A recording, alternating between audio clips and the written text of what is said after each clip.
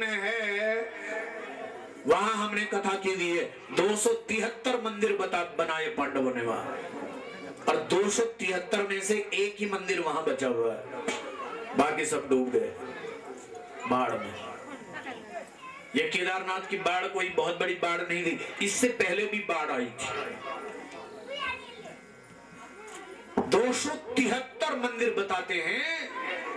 जब भगीरथ राजा ने गंगा को लाया धरती पर, 273 मंदिर एक साथ दब गए थे और केवल एक शिव जी का मंदिर बचा था, और उसका नाम था कल्प केदारेश्वर महादेव। कल्प केदार। तो पांडवों ने देखा कि हम स्वर्ग जाएंगे, लेकिन जाएंगे कहां से? तो श्रीनगर की ओर चलने लगे और श्रीनगर से बद्रीनाथ की यात्रा करने लगे।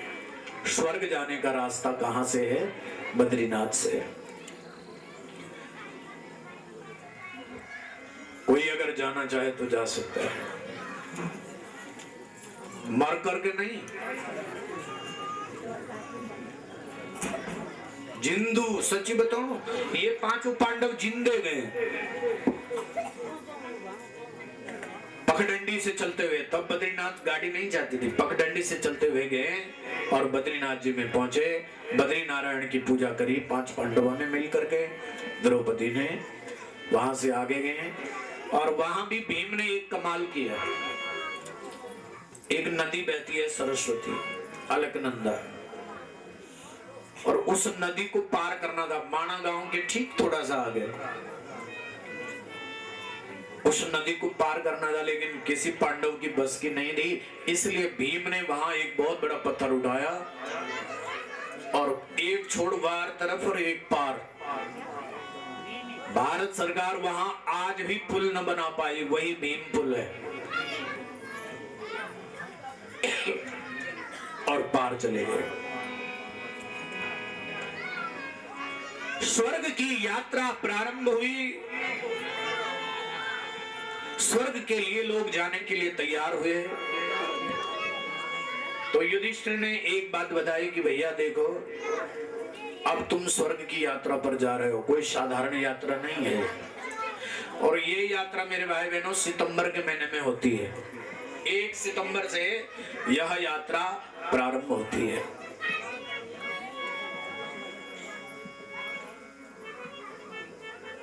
क्या नियम है? बोले कोई पीछे नहीं देखेगा, और जो पीछे देखेगा वो इस यात्रा में स्वर्ग नहीं देखेगा। कुछ भी हो, कोई भी घटना घट जाए, लेकिन पीछे मुड़कर नहीं देखना। अगर पीछे मुड़कर देखा तो स्वर्ग नहीं जाओगे। सबने स्वीकार कर लिया। अब चली वो यात्रा कहां की? स्वर्ग की। माता शैल सुता सपत्नी वसुधा श्रृंगार हारावली स्वर्गारोहण वैजयंती भवतीं भागीरथीं प्रार्थये। और थोड़ी दूर गए और द्रौपदी बेचारी जो हस्तिनापुर में रहती थे, इस पहाड़ में रह सकता है कोई? बोलो जरा। हमारे पहाड़ में तो वही खा सकता है जिसकी लोहे की टांग और वज्र की, वही रह सकता है इन पहाड़ों में जिसकी लोहे की टांग और वज्र की देह। और ये पांचों पांडव, द्रौपदी सारे मैदान में तो अज्ञातवास में पांडवों के साथ रही, लेकिन आज बद्री नारायण की इस धरती पर द्रौपदी थक गई और द्रौपदी बर्फ में डूबने लगी। भीम ने कहा भैया भैया भैया, हमारी पत्नी डूब गई, मरने वाली है, बचाओ। युधिष्ठिर ने कहा चलते रहो। क्या बोला? पीछे नहीं देखने का। अरे भैया क्या बात करते हो? इस बेचारी ने हमारे लिए क्या नहीं किया। इसने हमारे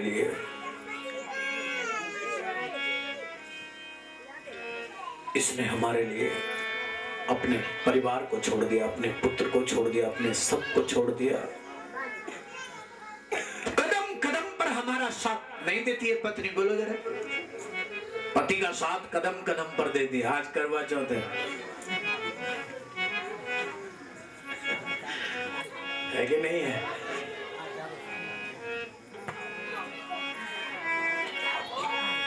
कभी जिद नहीं करती कोई बात के लिए, कभी मांगती नहीं है पति से। पति ने जैसे डराया डर जाती है।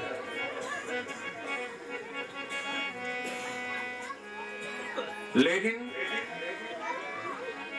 भैया आप कह रहे हो इसने कदम कदम पर हमारा साथ निभाया, कदम कदम पर हमारे साथ रही, और आप कह रहे हो कि इसको छोड़ दो। हाँ, इसको छोड़ दो। बोले ये मरने वाली है। बोले मरने दो। मरना दो, हमने नहीं मरना क्या?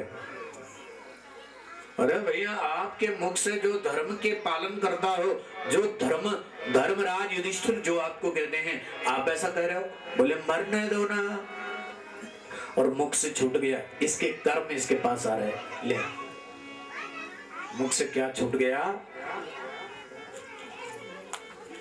क्या छूट गया युधिष्ठिर के? क्या बोला? इसके कर्म इसके पास आ रहे। भीम ने कहा क्या कर्म? क्या कर्म किया इसने? अरे बोला तुझे नहीं पता, तुझे नहीं पता। बोला बताए नहीं मैंने तुझे मुंह कभी। क्या? अरे बोले इसके पति 5 थे, लेकिन ये 5 को प्रेम नहीं करती थी। प्रेम तो केवल एक से करती थी, और वो एक कौन था? बोलो अर्जुन था। इसलिए इसने भेद किया, और जब इसने भेद किया तो जाएगी, जाने दे। अच्छा 5 पति थे, लेकिन इसने भेद किया। भेद क्या किया?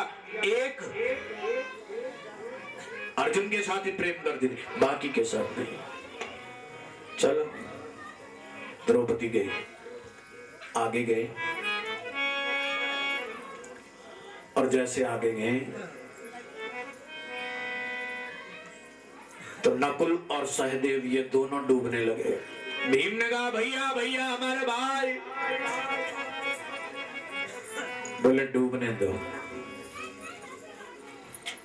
तो भीम के सरल वे के पूछना थे ये उनके करी। भाईजीन बोली ये उनकी न करी, भारी घमंड थो कि अमियत का कमाऊंगा, हम इतने सुंदर है। और नकुल और सहदेव के जैसा तो वास्तव में कोई सुंदर नहीं था, बहुत सुंदर थे। नकुल और सहदेव दोनों सुंदर थे, बहुत सुंदर थे। इसलिए इनको सुंदरता का अभिमान था, इसलिए ये भी चले गए। बोले इनको सुंदरता का अभिमान मार गया। ऐसे थोड़ी मिल दो स्वर्ग, लास्ट में निचोड़ देखे उनकी ये इनके गलत करे। स्वर्ग कोई दवाई दुनिया की जो चट मिला पैसों में। फिर धर्मराज देखता है कि इसने कितना अच्छा किया कितना बुरा किया।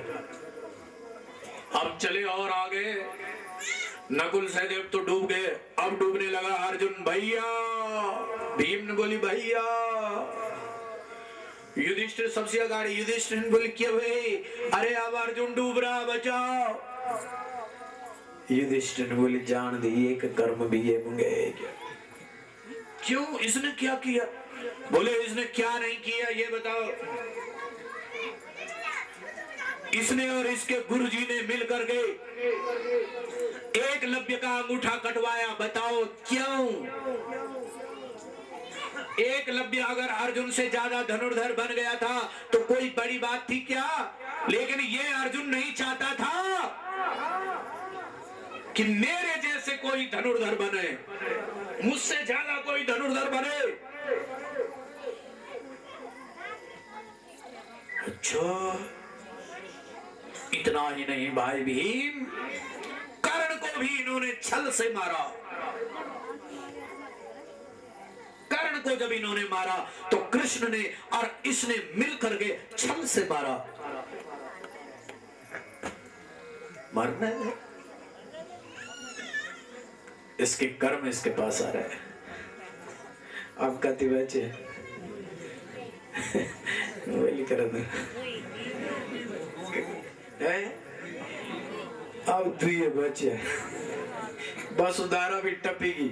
वसुधारा बड़ी सुंदर धारा, आहा मैं भी जानते बाट पर पूर्व नहीं गई,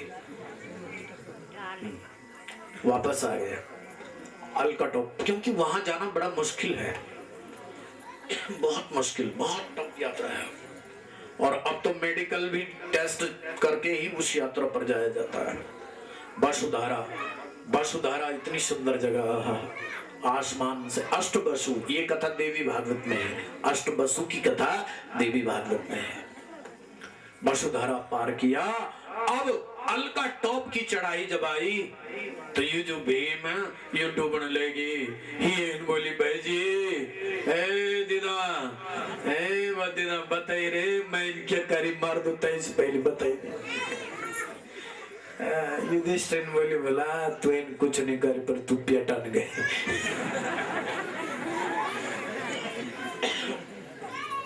तो इन्नी बिगाड़ी बोला कहीं को कुछ पर तू पेटन गई रे। तो एक भूख लगी थी ना बार बार, और आप तो कान वे दो पर मेरे भी कान दो, जब ले तू भी जा।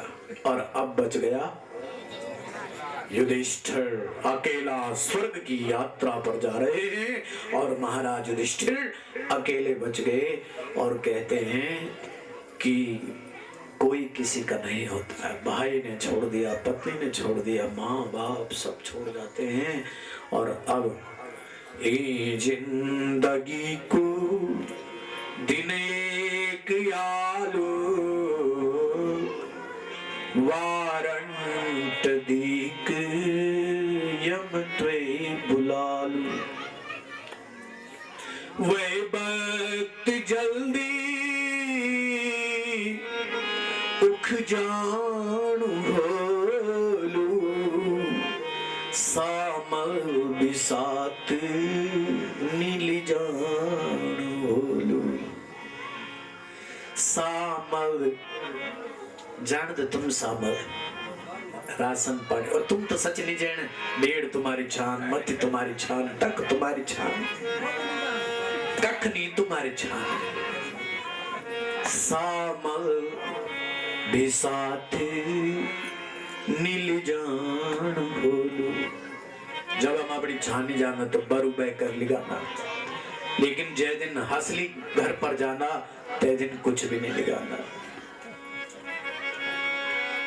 वो अभिमान मेरो, एक आदमी थे बोलो मेरो 1 लाख भेजू, एक आदमी बोली मेरा 40,000 का बल दो।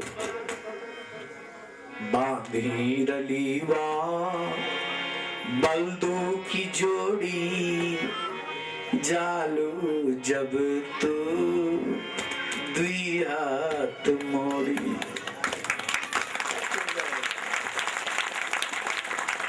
खेत खलिहान जितना सब छूट जाएगा, और यक तो ठगा लो ना, तो कहीं जिसकी लाठी उसका यहाँ तो करेगा ना तू, क्योंकि तू डराएगा सबको, हार करके उत्तरकाशी भी से हार जाएगा तब भी तू डराएगा।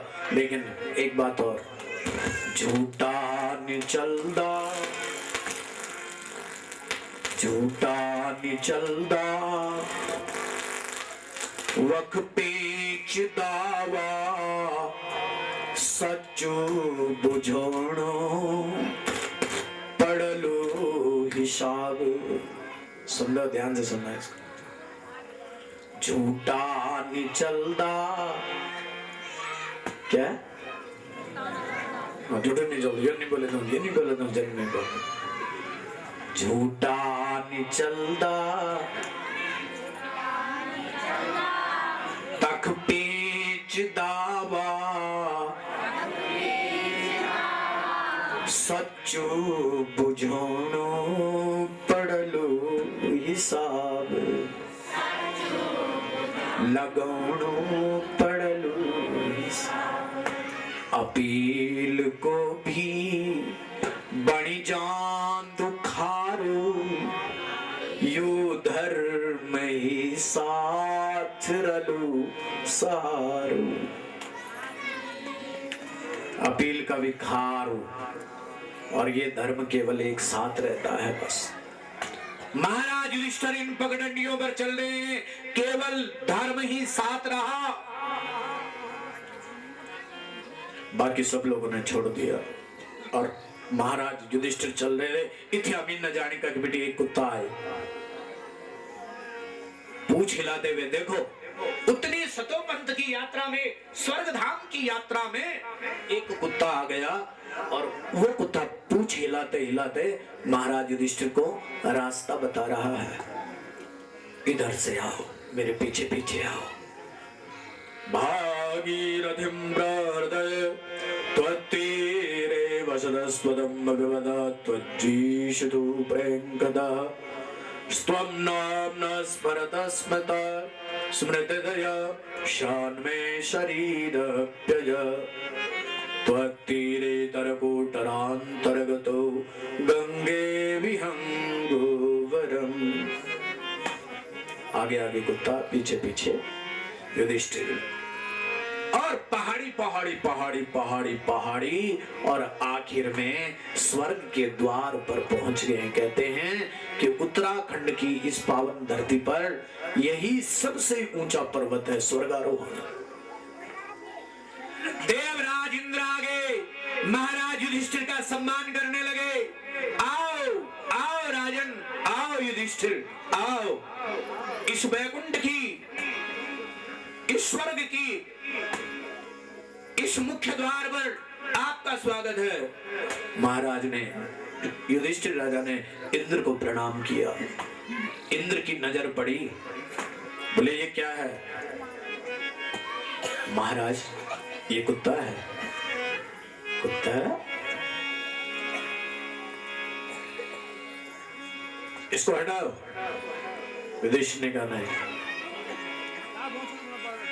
अगर इसको साथ ले जाते हो तो मैं भी आता हूं, और इसको नहीं ले जाते तो मैं भी नहीं आता। इंद्र ने कहा कि ऐसा नहीं हो सकता है, स्वर्ग में और कुत्ते? नहीं नहीं नहीं, आप चले जाओ, आप वापस हो जाओ, आप चले जाओ, ये स्वर्ग की शोभा को बढ़ाने के लिए नहीं है। बहुत प्रयास है। युधिष्ठिर ने कहा ठीक है फिर मैं नहीं आता हूं, आपने मुझे नहीं ले जाओगे तो मैं नहीं आता हूं, और अगर ले जाना है तो दोनों को ले जाओ। अब इसने अंत समय तक मेरा साथ दिया, और मैं इसको छोड़ दूं तो ये भी तो पाप है ना। बोला किसी को विष दे दो वो ठीक है, लेकिन विश्वास मत तोड़ो। विष देना ठीक है, लेकिन विश्वास देना, और विश्वास दे करके उस विश्वास को तोड़ना। नहीं मानोगे? बोले नहीं मानेंगे।